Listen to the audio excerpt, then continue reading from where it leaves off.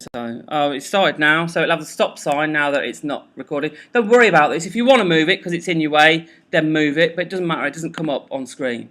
So, now we're recording. So, I want to resize this image, and with my big gob, it's recording what I'm doing as well. So, I'm going to go to Image, and I'm going to go to Image Size. And in there are my pixel dimensions, which we've learnt about over the last 2 weeks.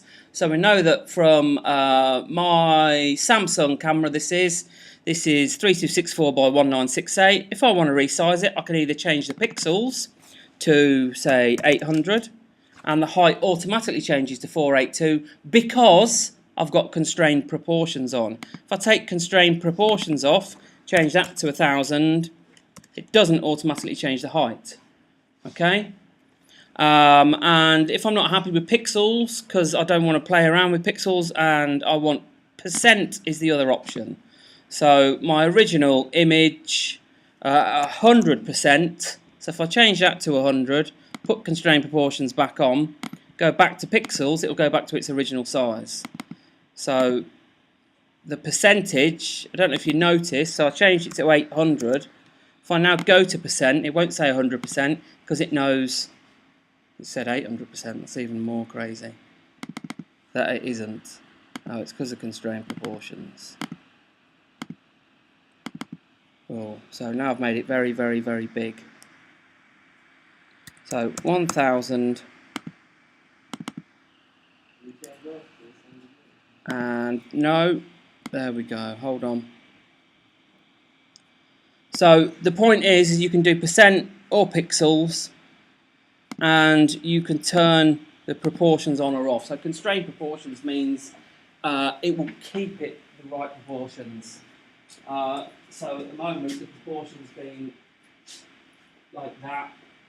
So if I change the top or the bottom one now, it will automatically change the other one to go to the correct size to keep those proportions. You know what I mean by proportions, don't you? Yes. Okay, and then you just click OK. My image will resize and will shrink, but you will notice at the top it's only 33%, which it also says at the bottom here.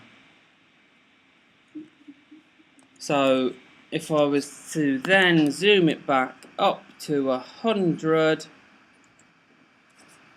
that's the size I've now made it. At which point I'm going to go File, and I think this is really important, Save As, and keep the original file name, but just put resize, and I don't know, I can't remember what I did with this in the end. Let's say I did it 30%, 30%, okay, and save that. And obviously we should have a bit of an understanding now of this because we did this a few weeks ago. The quality of the JPEG we're going to save. I don't think we really need it at 10.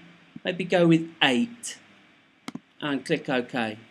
And at that point you can click stop, and if you've been recording your voice you might say, okay, so I've resized my image, I've shown you how to do it via image, image size and resize, and I've realised I can do it through percent and through the pixel size.